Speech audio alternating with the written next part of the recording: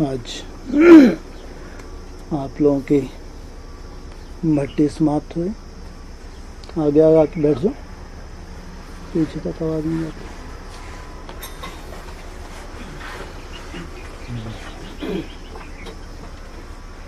नौरोज़ का बाबा ने जो खास चांस दिया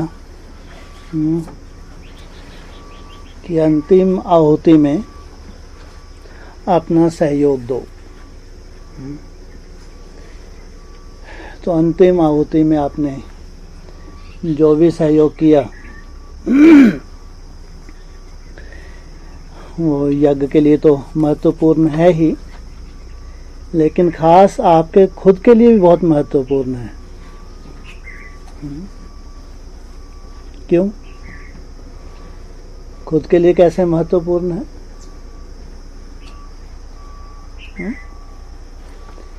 यज्ञ की ज्वाला को तो आपने एक ब्रॉड रूप दिया ही है, लेकिन आप खुद के लिए भी महत्वपूर्ण है। कैसे? कुछ अनुभूतियाँ कुछ बाबा के साथ हैं जी, कुछ अनुभूतियाँ कुछ बाबा के साथ अपने भी। वो तो जब भी भट्टी होती है कुछ ना कुछ बाबा अपने बच्चों को अनुभूतियाँ करवाता ही है। कुछ ना कुछ साक्षात्कार लगभग होते ही हैं, अनुभूतियाँ भी होती हैं, और ख़ास बाबा की साकाश भी मिलती है ना। जब भी ऐसे स्पेशल भट्टी रखते हैं तो स्पेशल वो तो एक्स्ट्रा साकाश मिलती है, नंबरवार मिलती है, लेकिन मिलती है। लेकिन इसमें आपके लिए क्या खास है?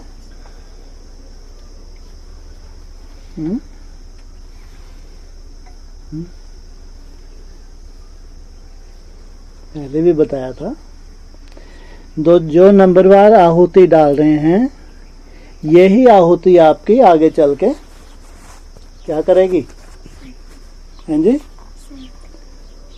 सेफ्टी करेगी या खींच के लाएगी? हाँ, खींच के लाएगी।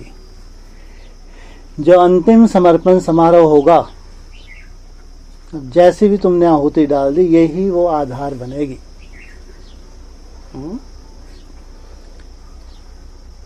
इस आहुति को आज खत्म तो हाँ जी, पूरा 18। एक अव्यक्त मान में भी था, भट्टी खत्म हुई या शुरू हुई? ये कहेंगे हमने अंतिम आहुति तो यज्ञ में दी, लेकिन अंतिम आहुति के साथ साथ हम संपूर्ण स्वाहा हो जाएं। जो यज्ञ का लक्ष्य है संपूर्ण स्वाहा, तो हम इसके बाद अपनी पर्सनल इतनी मेहनत करें, खास ये जो वरदानी वर्ष है 2018, कि हम अपनी पूरी ताकत लगा दें। स्वाहा तो होना पड़ेगा, नहीं होना पड़ेगा? या ऐसे ही मिल जाएगा? नंबरवार सबको संपूर्ण स्वाहा होना पड़ेगा, मरना पड़ेगा। संपूर्ण स्वाहा क्या है?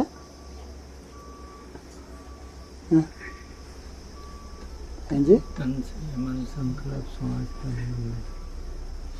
पहले मोटे रूप बताओ, इतने सूक्ष्मता तो बाद की बात। संपूर्ण समर्पण मोटे रूप का बताओ।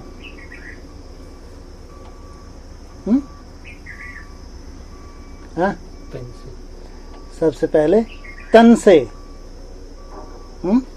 फिर ये तन किसी देहधारी का है? तो जो रचना रची है,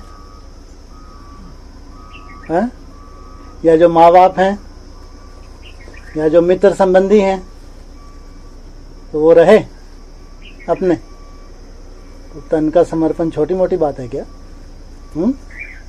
लौकिक या अलौकिक सब मर जाते हैं, या कुछ थोड़ा बहुत रहता है? तन का समर्पण,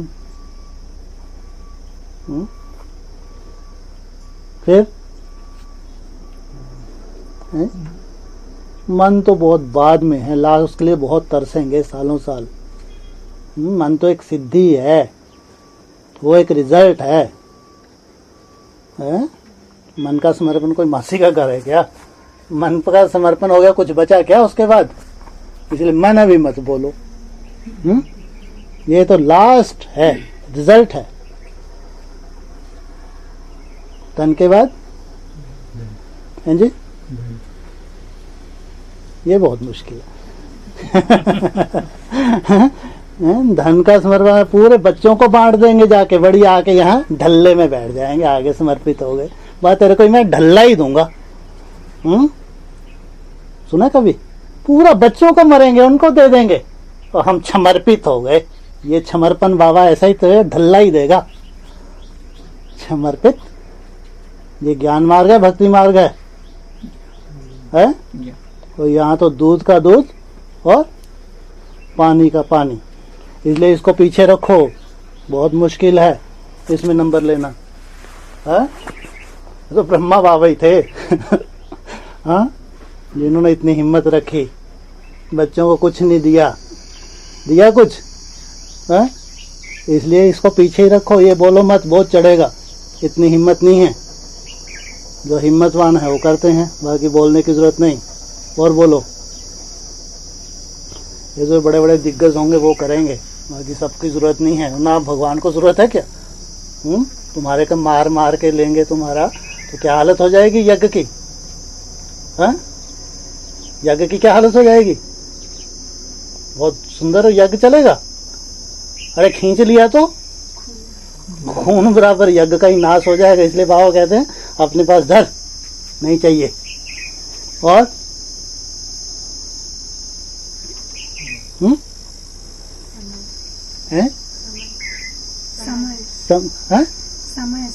संबंधों का हो गया, तन के साथ साथ संबंधों का हो गया। तन का किया तो तन के साथ साथ संबंधों का। यज्ञ में समर्पित हो गए तो समय तो फिर आपका रहा, या जो यज्ञ से जो ड्यूटीज मिली वो सब कुछ आपकी हैं। तन मन तो एकदम लास्ट में, धन को साइड में रख दिया है। जो मित्र हैं जी, समय तो बोल तो दिया, समय तो मित्र संबंधियों को तन के साथ हो गया। और कौन सा समर्पण है इसमें? सब समर्पण आ गया। अरे सूक्ष्मता में नहीं, तो मोटे रूप का बोल रहे हैं। ऐसे समर्पण की परिभाषा इतनी गहरी है, वो है सब आगे चल के जब तपस्या के फील्ड पे आ जाते हैं तो। मोटे रूप का समर्पण तो सबसे बड़ा यही है कि तुम इतनी हिम्मत कर लो, आप मुए मर गई दुनिया। ये मोटे रूप का समर्पण है कि तुमने इतनी बाजी लगा दी, इतना ही काफी है कि दुनिया को लात मार दी और भगवान के बन गए। अब जैसा भगवान चलाए, जैसा रखे, जहां रखे, जिस रूप से रखे, और फिर जब समर्पित हो जाते हैं थोड़ी ठुकाई ठोकोई होती है, नहीं होती है? इनका देह अहंकार खत्म करने के लिए बाबा क्या बोलते हैं मुरली में? जो सड़ियल है, बहुत बड़े घर की समझती है, चल झाड़ू पोछा लगा, और सालों साल झाड़ू पोछे लगवाते रहते हैं देह अहंकार खत्म करने के लिए। नहीं होती यज्ञ में परीक्षाएं, होनी चाहिए नहीं होनी चाहिए? और बाबा को मालूम है नहीं मालूम है किसकी क्या परीक्षा लेनी है इनको भगाने के लिए? बाबा को ये भी मालूम है इनको भगाना है, देखना है पक्के हैं नहीं है, तो उसी रूप से बाबा परीक्षा भी लेता है। तो मासी का घर तो नहीं है, तो देना कितना पड़ेगा बाबा को? कितना भर के देना पड़ेगा? और कितनी सेफ्टी करनी पड़ेगी? और लजावी कहाँ ले जा रहे हैं अभी लास्ट में? सीधा कहाँ जा रहे हैं? सीधा बैकुंठ का नंबर है। तो बैकुंठ की टिकट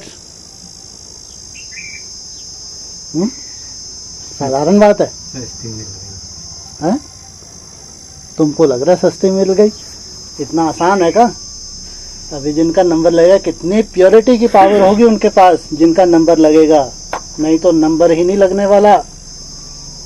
इसलिए कल बताया था, जो प्योरिटी में खंडित हो चुके हैं ये 2 नंबर में चले गए, 1 नंबर का माल नहीं है। अब आगे जो आने वाला समय है, इसमें अगर अभी से हिम्मत रखते हैं, ये जो आहुति डाली है, तो कम से कम 2 नंबर में तो ढेर सारे होंगे, उनमें ही आगे नंबर लग जाए। 1 नंबर तो माल नहीं है। 1 नंबर का माल तो एकदम चोखा होता है, जो आगे आगे लगाते हैं, शोकेस में बिठाएंगे, उनको कैसा माल होगा? 1 नंबर का होगा, 2 नंबर का? अरे उस माल को देख के तो सब सौदा करेंगे।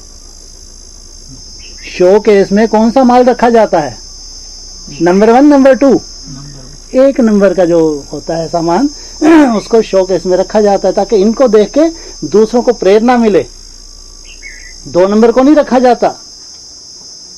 ये जो पवित्र ब्राह्मण हैं, जिन्होंने सालों से कम स्थूल पवित्रता का अपनाया हुआ है, ब्रह्मचर्य को अपनाया हुआ है, मनसा को बाबा नहीं देखता। बाबा खुद मुरली में रहता है, मनसा में तुम्हारे कितने भी तूफान आए, कोई परवाह मत करो, बाप बैठा है, तो कोई हिसाब किताब नहीं बनता।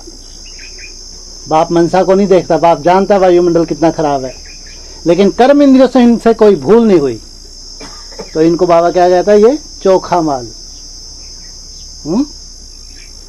जिनसे भूलें होती हैं, उनके लिए आगे के लिए आहुति डालने के बाद अलर्ट होना चाहिए कि कम से कम अभी और लाइनें लगनी है पीछे।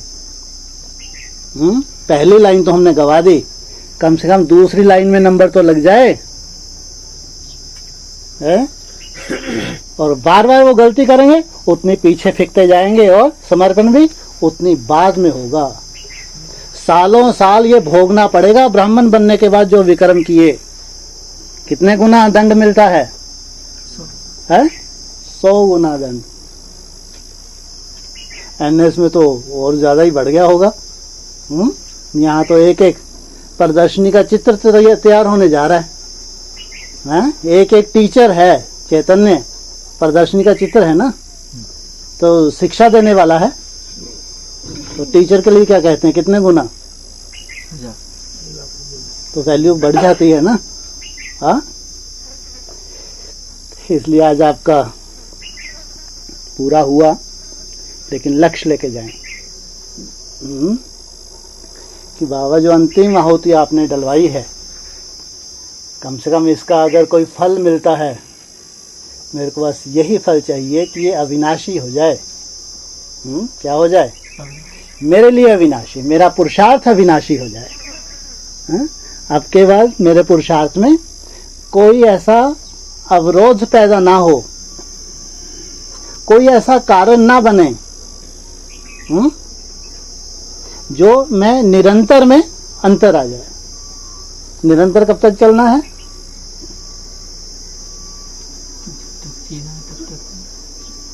अच्छी बात है, जब तक जीना है तब तक पीना है, अंत तक ही पीना है, जब तक हमारा संपूर्ण भविष्य का आपका चित्र कम से कम आपके सामने नहीं आया।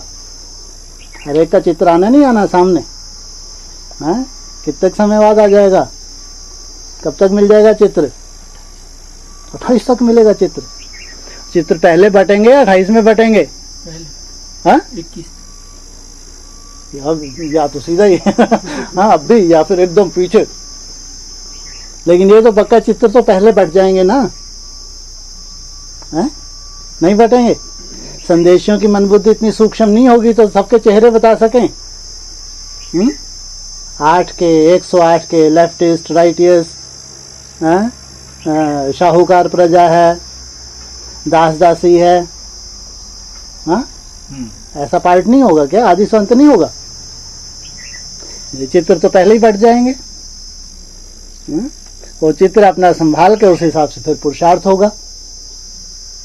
जब तक चित्र नहीं बटे हैं, माना टू लेट का बोर्ड नहीं लगा। चित्र बट जाते हैं, टू लेट। कोई एक दूसरे की सीट छीन नहीं सकता। टू लेट का मतलब ही क्या है? सीट सब फिक्स हो गई, कोई एक दूसरे की सीट को छीन नहीं सकता। कितना भी उल्टे लट गया, इसको कहते हैं टू लेट का बोर्ड लगना। कब तक के लिए टू लेट का बोर्ड लग जाएगा? टू लेट का बोर्ड कब तक के लिए लग जाएगा? फिर खुल जाएगा बोर्ड। कब तक के लिए लग जाएगा? हैं? अरे टूलेट का बोर्ड जो अभी लग जाएगा कल, कब तक के लिए लग जाएगा? 5000 वर्ष के लिए लग जाएगा। फिर 5000 वर्ष के बाद ये बोर्ड लगेगा। सोचो, जो तुमने अभी प्राप्ति की ये अंतिम प्राप्ति है। फिर 5000 वर्ष के बाद यही प्राप्ति तुम्हारी होगी।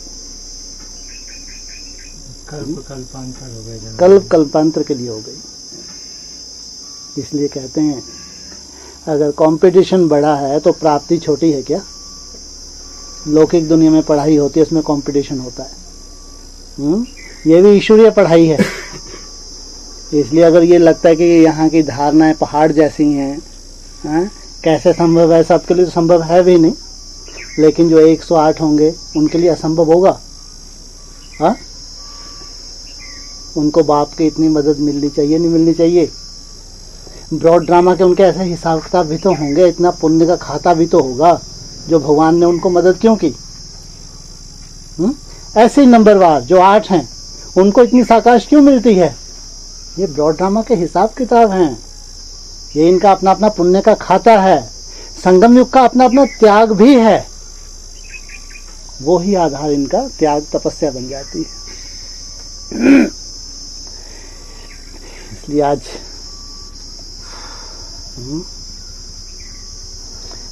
कैसा रहा भट्टी? इधर माताओं की अमृत वेला बहुत पावरफुल हुआ। अच्छा रहा। सुना है तो था हमने न्यूज़ कि माताओं का अमृत वेला बहुत अच्छा हुआ 1 बजे से। 12:30 1 बजे से। Very good. और जागती ज्योति खूब मेहनत की, सबने बहुत अच्छी मेहनत की हैं। भाइयों का अमृत वेला बढ़िया रहा। खूब रास की। रास कब करती है आत्मा? जब बहुत मस्ती में झूम जाती है, आनंद मिलता है, फिर उसके पांव थरथराते हैं, रुक नहीं पाते। जो आनंद होता है तो आनंद में आत्मा अपने को कंट्रोल नहीं कर पाती, खुशी में तो वो रास करती है।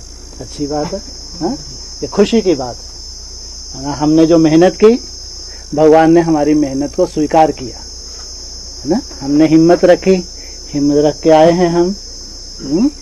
और हमारी हिम्मत को बाबा की यही मदद है कि हमको जो सेटिस्फेक्शन मिलती है लास्ट तक भी। कई बार ऐसा भी लगता है भट्टी के आगे के 2-3 दिन अच्छे नहीं हैं, बीच में ऐसा माया आ गई, होता है, हिसाब किताब आते हैं, लेकिन लास्ट में सेटिस्फेक्शन अगर हो जाती है तो ये भी सफलता है। लास्ट तक अगर भगवान का इतना सहयोग मिल जाए कि अपने को लगे कि नहीं मजा आ गया, आज लगा कि बाबा का विशेष मेरे ऊपर हाथ था, भले लास्ट डे में ही ऐसा क्यों ना हो, तो समझो भगवान ने आपको स्वीकार कर लिया। ये आपकी सफलता है, आपकी मेहनत का ये फल है। हैं जी? क्या बोले माता? करनी थी रास, क्यों नहीं की? पहले कब की थी मालूम है आपने? कौन से सन में की थी? मालूम है? बोलो कहाँ से मालूम है? फिर किसके साथ की थी? किसके साथ? किसके साथ की थी? भूल गई? बोलो मेरे को मालूम है। हैं? किसके साथ की थी? 98 में की थी, 98 में। याद भी रहनी चाहिए, ये मौके कम आते हैं, बार बार नहीं आते, यादगार होते हैं, पर हमको याद ही नहीं हमारी राज है। और भाई साहब को भी खूब नचाया था है, और खुद भूल के बैठ गई। करनी चाहिए। जब खुशी होती है को खुशी में हाथ पांव थरकते हैं, नहीं थरकते, तो उसमें क्या बुराई है क्या? है? तो ये तो एक खुशी है, भगवान ने दी है। और भगवान संगम युग पे आए ही किस लिए है? बच्चों को खुशी बांटने के लिए आया है, अपने बच्चों को सदा आनंदित करने के लिए आया है। अभी तो थोड़े बहुत माया के रूप में, कल्पना करो आपका भविष्य कैसा होगा। दुनिया की क्या दुर्दशा आज हो चुकी है और क्या होने वाली है। केवल अगर सुख शांति बची है तो आप लोगों के लिए, आप लोगों की कर्मातीत अवस्था मना पूरा नर्क बन जाएगी दुनिया, पूरा नर्क। सोचो, एक तरफ भगवान के ये थोड़े से बच्चे, दूसरी तरफ पूरा विश्व, पूरा वर्ल्ड नर्क बनेगा। कितना नशा होगा। तब नशा होगा कि हमने भगवान को पाया, ये भगवान से हमको प्राप्ति हुई है। करोड़ों अरबोपति जो हैं कंगाल बन गए और हम सिरताज बन गए। ऐसा होगा नहीं होगा? ये पल भी है, भविष्य है हमारा। इसलिए बाबा एक बहुत अच्छा पॉइंट मुरली का बोलता है, तुम्हारे में सबसे बड़ा गुण कौन सा है? और कुछ गुण तुम्हारे में हो ना हो, एक सबसे बड़ा गुण है, कौन सा? बाप की पहचान। साधारण रूप में इस धरा पे भगवान आया है, तुमने उसको पहचान लिया। और तुम्हें कुछ भी गुण ना हो, लेकिन एक गुण तुम्हारे में सबसे बड़ा है, जो अति साधारण रूप में इस धरा पे भगवान प्रैक्टिकल में है, तुमने उसको पहचान लिया। कितना बड़ा भाग्य है। ये भी हमारी अनेक जन्मों की तपस्या है, जो इतनी भगवान हमारी बुद्धि को सात्विक कर देता है। भगवान के उस साधारण स्वरूप को हम पहचानते हैं, उसके प्रति हमारी आस्था होती है, हमारा स्नेह प्रेम होता है, उसके लिए हम बलिदान भी करते हैं, तो प्राप्ति होगी नहीं होगी? तो इसलिए भट्टी की सबको बहुत बहुत बधाई। ओम शांति।